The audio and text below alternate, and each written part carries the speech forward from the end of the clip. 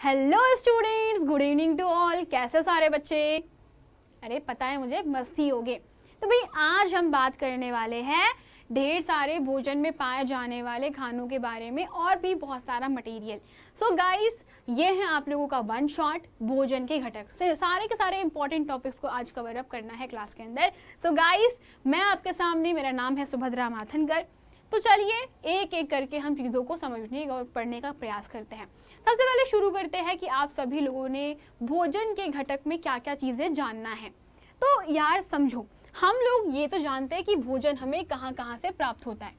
हमको सभी को पता है कि भोजन कहाँ से प्राप्त होता है। किसी को खेतों से मिलता है, किसी को जानवर से मिलता है, यानी कि या तो वो पादप स्रोत होते हैं, स्रोत मतलब कि जहाँ से प्राप्त होता है ना, तो या तो वो पादप स्रोत होते हैं या तो वो जानतव स्रोत होते हैं, है ना। तो ये बात तो हम सभी जानते हैं भाई। पर अब प्रॉब्लम ये है, हम ये जानना चाहते हैं कि भोजन करना क्यों ज़रूरी होता है। तो भोजन क्यों आवश्यक है भाई, है ना, भोजन की आवश्यकता क्यों होती है। यहाँ जानने के लिए आपको इस चैप्टर को समझना बहुत ज़रूरी है कि क्यों हर बार आपको भोजन आवश्यक होता है, हर बार आपको भूख लग जाती है, हर बार खाना खाना चाहते हो, ऐसा क्यों होता है। इसके पीछे का बहुत सिंपल से रीज़न है। भोजन की आवश्यकता होती है क्योंकि हमारे शरीर को क्या चाहिए होता है, हमारे शरीर को चाहिए होती है ऊर्जा। खाना बेटा, खाना से हमको क्या मिलती है, शरीर को मिलती है, शरीर को क्या मिलती है, शरीर को मिलती है ऊर्जा, है ना। और ऊर्जा के साथ साथ आपके शरीर का वृद्धि विकास, है ना। तो शरीर की वृद्धि विकास, और भाई रोगों से कौन रक्षा करेगा हमारी। अगर मान लो हम बीमार पड़ गए तो हमारी रोगों से रक्षा कौन करेगा, है ना। तो रोगों से रक्षा इत्यादि जो काम होते हैं वो कौन करता है, भोजन ही करते हैं,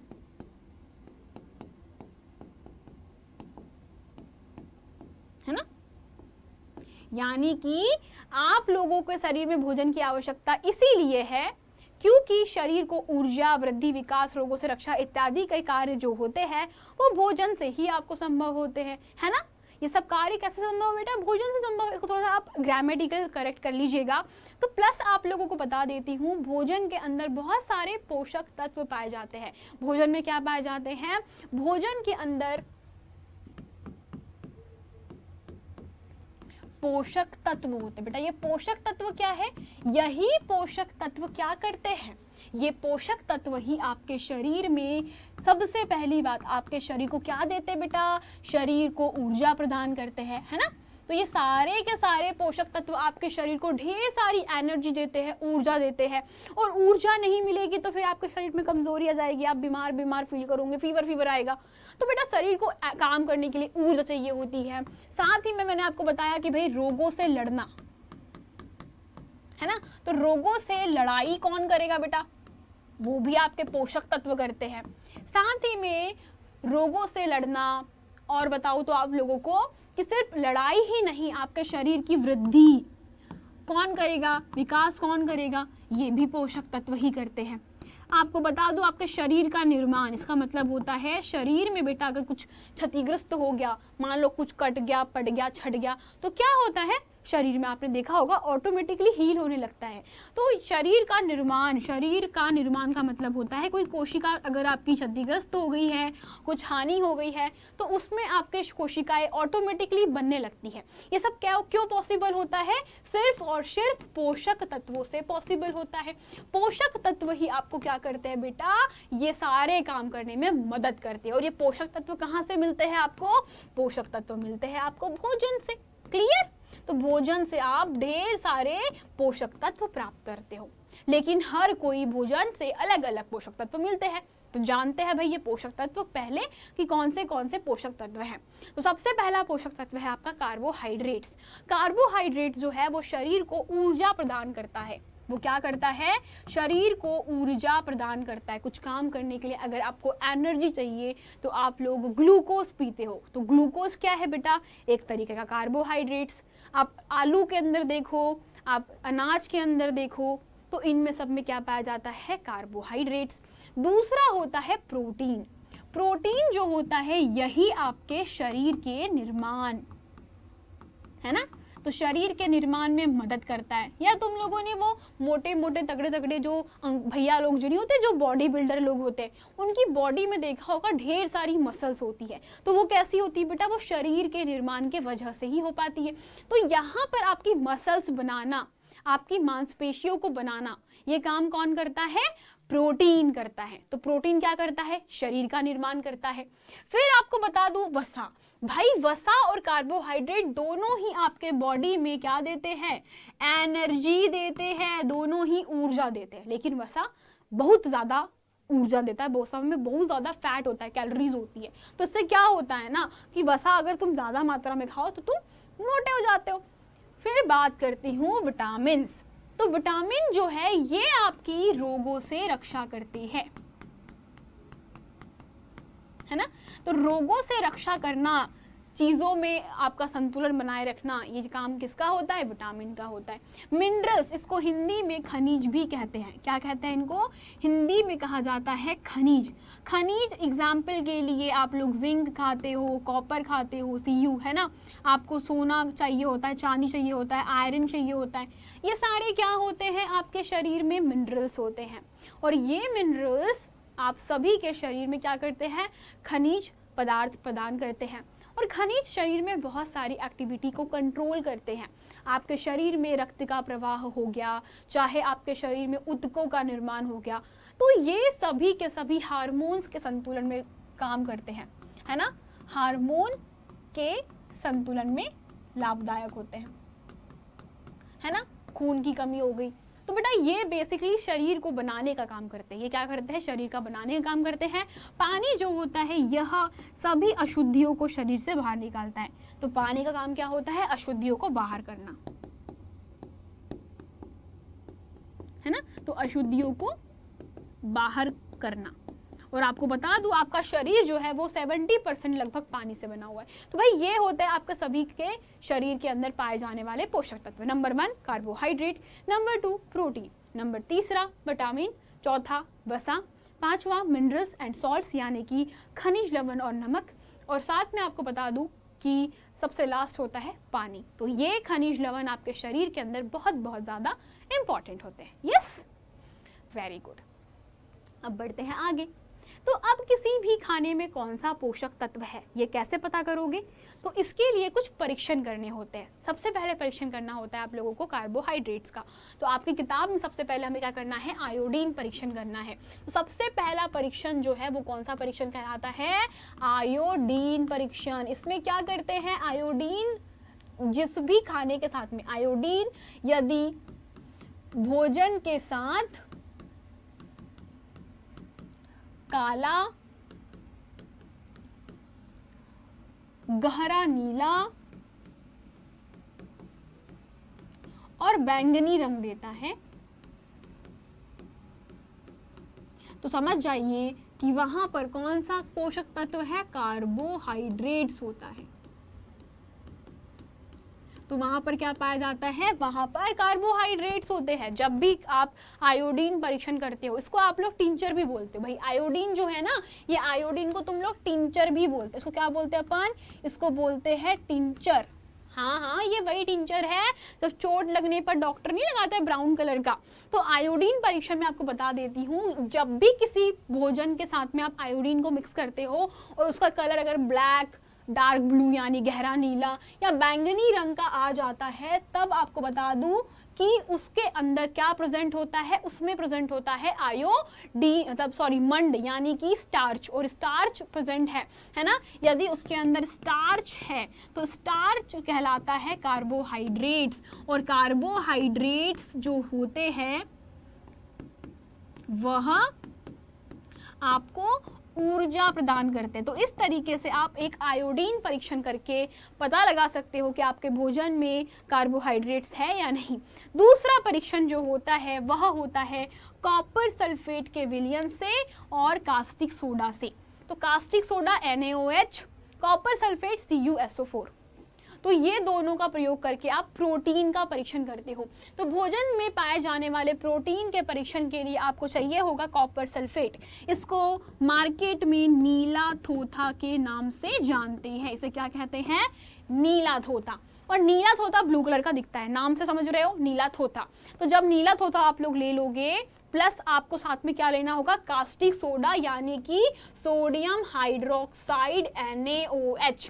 तो सोडियम हाइड्रोक्साइड और कास्टिक सोडा ये दोनों केमिकल होते हैं, और जैसे ही किसी भोजन के साथ में मिलाए जाते हैं तो भोजन का कलर अगर मान लीजिए ब्लू आ गया पानी के साथ में मिलाने पर, अगर मान लीजिए बैंगनी पर्पल ब्लू कलर आ जाता है, तो वो बताता है कि हमारे भोजन में प्रोटीन प्रेजेंट है। एग्जाम्पल के लिए हमने सबसे पहले ट्राई किया मिल्क पर यानी कि दूध पर, दूसरा नमक पर, तीसरा जो अंडे का जो एग वाइट होता है ना उसके ऊपर। अब बताती हूँ आप लोगों को, आप खुद देखो कि बेटा दूध के अंदर जैसे ही डाला तो देखो पर्पल कलर मिल गया है ना, इसका कलर कैसा है, पर्पल।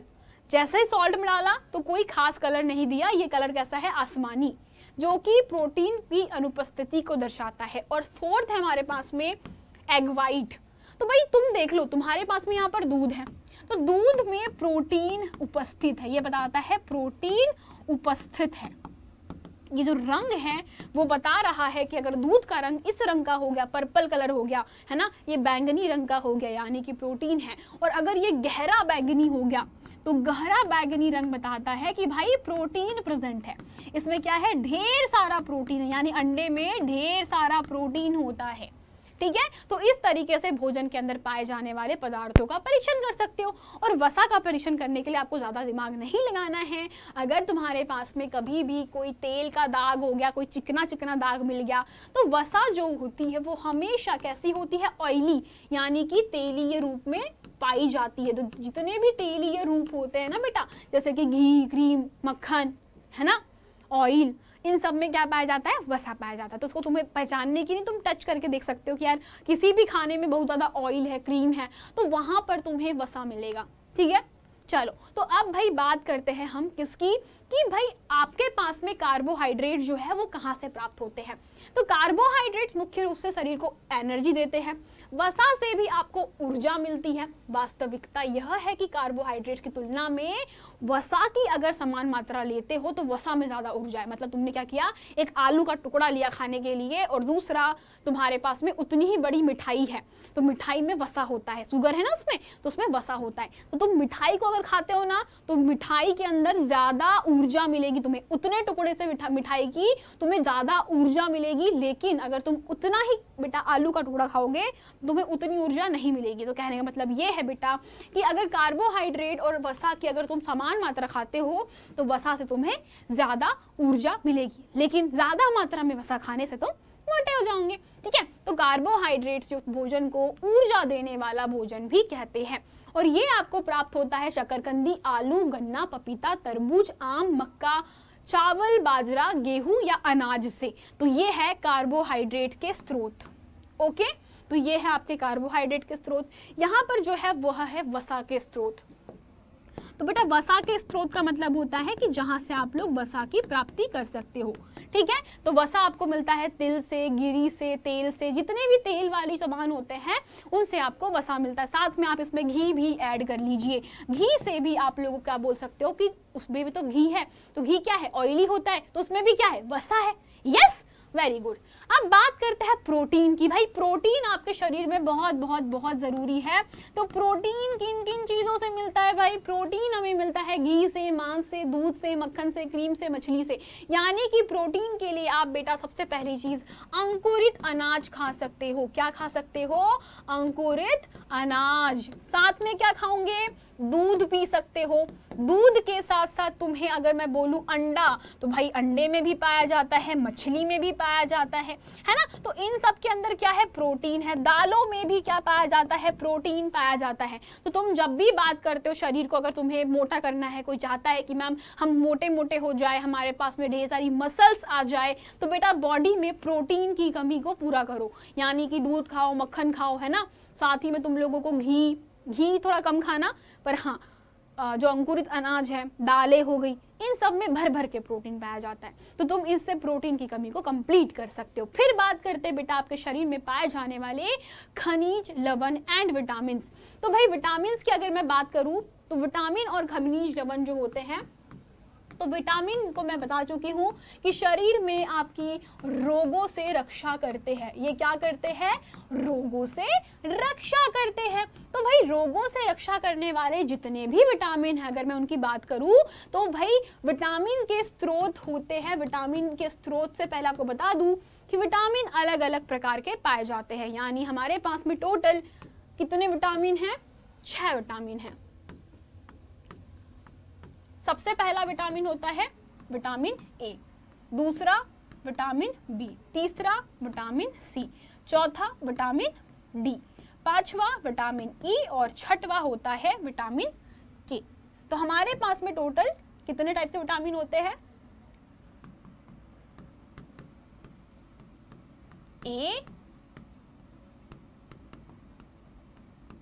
बी, सी, डी,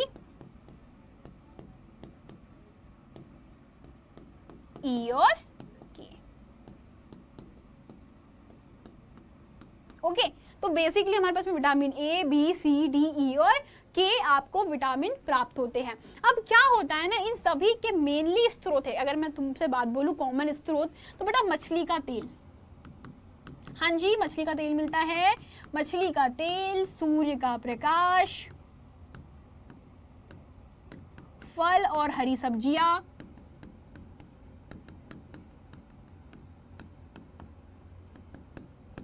हरी सब्जियों में बहुत ज्यादा मात्रा में पाया जाता है विटामिन ए। अगर आपको विटामिन ए की पूर्ति करनी है तो आपको गाजर, है ना, पालक, हरी सब्जियां और फल खाने चाहिए।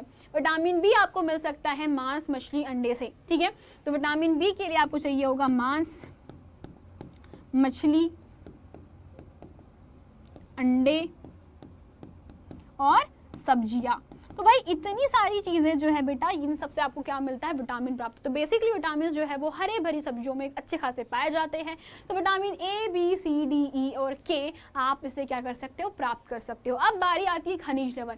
खनिज लवण जो होते हैं ये भोजन के अकार्बनिक घटक होते हैं जिनमें कार्बन नहीं पाया जाता। शरीर की उपापचयी क्रियाओं को नियंत्रित करते हैं। दैट मीन्स आपके शरीर में जितने भी होने वाली पाचन की प्रक्रिया है, आपके शरीर में जितने भी ऑर्गेनिज्म काम करते हैं, उनकी कार्य क्रिया को खनिज लवण संभालते हैं। ये तत्व के रूप में ना ग्रहण करके यौगिक के रूप में ग्रहण किया जाता है। यानी कि आप डायरेक्ट खनिज जैसे कि लोहा, तांबा, चांदी डायरेक्ट नहीं खा सकते। तो इनके जितने भी यौगिक, यानी कि इनके जितने भी आसपास के मटेरियल जिनसे वो बनते हैं, जैसे एप्पल हो गया, है ना, तो उसको ग्रहण करते हो। तो एप्पल में आयरन पाया जाता है ना, आयोडीन सॉल्ट में पाया जाता है। तो तुम डायरेक्ट ना ग्रहण करके क्या करते हो? इसे किसी न किसी रूप में खाते हो। ठीक है, और अगर डिटेल में तुम्हें पढ़ना है कि खनिज लवण क्या है, कैसे काम करते हैं, तो गाइस प्लीज गो ऑन और डिटेल लेक्चर जिसमें मैंने पूरा 1 घंटा आपको एक्सप्लेन किया है टाइप्स ऑफ खनिज, डिफरेंट टाइप के खनिज क्यों काम करते हैं, उनके कमी से कौन से रोग हो सकते हैं। Please go on that lectures too. Yes, okay. अब बात करते हैं अभावजन्य रोग। ये इसका मतलब होता है कि अगर आप कोई पोषक तत्व नहीं खाते हो तो आपके शरीर में कुछ कुछ रोग उत्पन्न हो जाते हैं। तो अगर कोई व्यक्ति खाने के लिए पर्याप्त भोजन पा रहा है पर फिर भी कभी कभी उसके भोजन में किसी पोषक तत्व की कमी हो जाती है, जैसे आप लोगों ने मान लीजिए बहुत दिनों से सब्जियां खाई और आपने रोटी और चावल खाना बंद कर दिया, तो क्या होगा? आपके शरीर में ऊर्जा की कमी हो जाएगी। तो बेटा इसे कहते हैं अभाव से जनित रोग, यानी कि अभावजन्य रोग। यदि यह कमी काफी लंबे टाइम तक रहती है तो उस व्यक्ति को उसके अभाव से ग्रसित हो सकता है। एक या एक से अधिक पोषक तत्वों का अभाव हमारे शरीर में रोग अथवा विकृतियां उत्पन्न करता है। बहुत सिंपल चीज है यार, हमारे पास में अगर किसी भी बॉडी में रोग हो जाता है तो मेनली मोस्टली जो रोग होते हैं वो कमी से होते हैं, है ना। किसी के जोड़ों में तकलीफ हो रही है, किसी के बाल झड़ रहे हैं ना, किसी को आंखों में कम दिखाई पड़ता है, किसी का पेट खराब रहता है। तो तुम्हें क्या लगता है ये बीमारियां कैसे होती है? पोषक तत्व अगर आपको प्रॉपर टाइम पर और लिमिटेड मात्रा में प्राप्त नहीं होते हैं तब आपके शरीर में ये सारे दिक्कत शुरू हो जाते हैं। ठीक है, तो बेटा क्या होगा? वे रोग जो लंबी अवधि तक के पोषक तत्वों के अभाव के कारण होते हैं उसे अभावजन्य रोग कहते हैं। ठीक है, तो हम लोग कभी नेक्स्ट टॉपिक में बहुत ही शॉर्ट वीडियो में मैं आपको अभावजन्य रोगों के बारे में बताऊंगी। ये शॉर्ट वीडियो बहुत जल्दी आपके शॉर्ट्स में आ जाएगा, तो गाइज वहाँ पर मैं आपको थोड़ा डिटेल में बताऊंगी, बट ये चूंकि वन शॉट है तो मैं आपको इंपॉर्टेंट चीज़ें बताना चाहती हूँ, ठीक है। विटामिन की कमी से होने वाले रोग, कार्बोहाइड्रेट्स की कमी से होने वाले रोगों के बारे में मैं आपको कुछ बताना चाहती हूँ। तो यहाँ पर अभावजन्य रोग एग्जाम्पल के लिए अगर मैं बात करती हूँ कार्बोहाइड्रेट्स, तो कार्बोहाइड्रेट्स अगर आप नहीं खाते हो जनरली, तो कार्बोहाइड्रेट्स की कमी से जो रोग होता है वो एक प्रकार का ऐसा रोग होता है जिसमें आपको एनर्जी कम हो जाती है, आप बहुत कमजोरी महसूस करने लगते हो।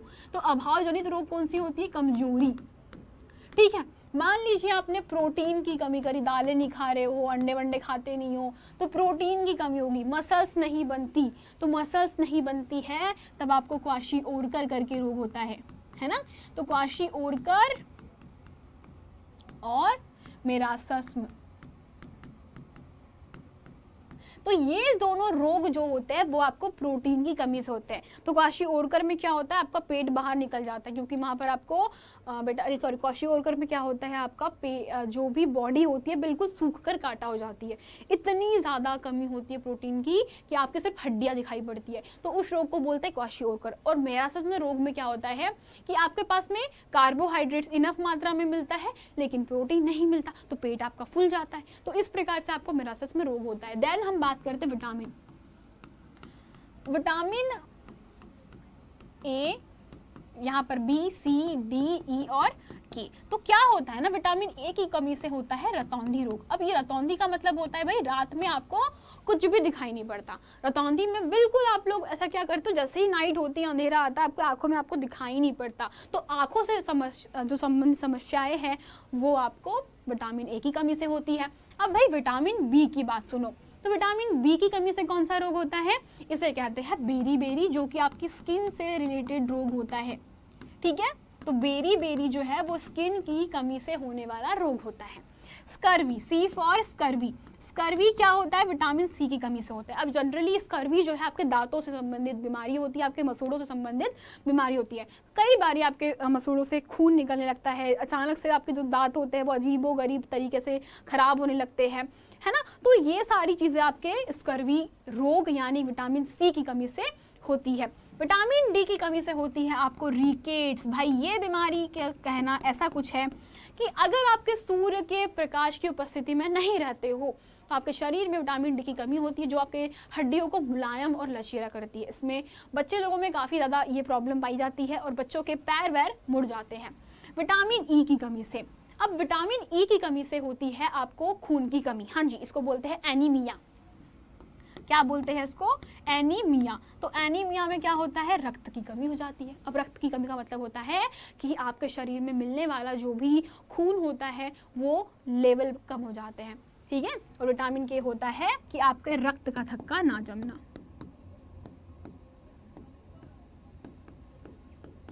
ठीक है। तो इस तरीके से आपके पास में डिफरेंट टाइप के जो रोग होते हैं वो आप लोगों को देख सकते हो। रतौंधी, बेरी, स्कर्वी, रिकेट्स, एनीमिया, रक्त का थक्का ना जमना। तो ये कुछ इंपॉर्टेंट रोग है जो आपको पता होने चाहिए। इसके अलावा कुछ खनिजों की कमी से, जैसे कि आपके शरीर में मान लीजिए खनिज जो है कौन सा प्रेजेंट नहीं है? आयरन नहीं प्रेजेंट है। तो आयरन की कमी से आपके पास में खून में हीमोग्लोबिन कम हो जाता है, और हीमोग्लोबिन का कम होना बहुत ही सीरियस प्रॉब्लम होता है। बॉडी में ऑक्सीजन का सप्लाई बंद हो जाता है। फिर आपको बता दूं कि एग्जाम्पल के लिए आयोडीन, अगर आप लोग आयोडीन नहीं खाते हो, है ना, आयोडीन वाला नमक नहीं खाते हो, तो देश का नमक, टाटा नमक सुना होगा ना नाम, तो वो क्या है? आयोडीन युक्त होता है। तो आयोडीन अगर नहीं खाओगे तो थायराइड हो जाता है, या तुम इसको बोलो घेंघा रोग भी हो जाता है। इसकी कमी से क्या होता है? घेंघा रोग।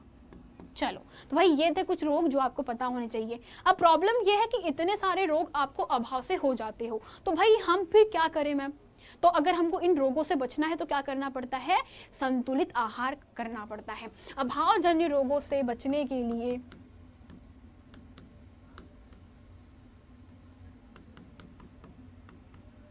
संतुलित आहार जरूर खाइए, है ना। तो भाई संतुलित आहार का मतलब क्या होता है? संतुलित आहार जिसमें लगभग सभी के सभी पोषक तत्व प्रेजेंट होते हैं। संतुलित आहार एक ऐसा भोजन होता है जिसमें हर कोई पोषक तत्व उपस्थित होता है। उदाहरण के लिए आप लोग जैसे हर दिन थाली खाते हो, थाली मतलब कि घर में सब्जी, रोटी, दाल, चावल, उसमें दही, है ना, नींबू, सलाद और साथ में पानी, अचार, पापड़, ये सब चीज़ें खाते हो, तो क्या होता है? इसे कहा जाता है संतुलित भोजन। इसमें आपके लगभग सभी पोषक तत्व कवर अप हो जाते हैं और आपको बीमारियों से यह बचा सकता है। ठीक है, चलो, तो ये था आपका भोजन के घटक, one short revision. Hope so short में आपको चीज़ें समझ में आई होगी। और डिटेल अगर आप लोग जानना चाहते हो गाइस तो please go on the lectures. बहुत डिटेल में हर एक चीज़ के बारे में बहुत अच्छे से एक्सप्लेन किया गया है। So guys please go on there, so बाकी सारी चीज़ें आपको अच्छे से पेपर में लिखने लायक समझ में आ सके। ये बस एक रिवीजन वाला वन शॉट था। तब तक के लिए चलते हैं, टाटा बाय बाय, सी या इन नेक्स्ट क्लास।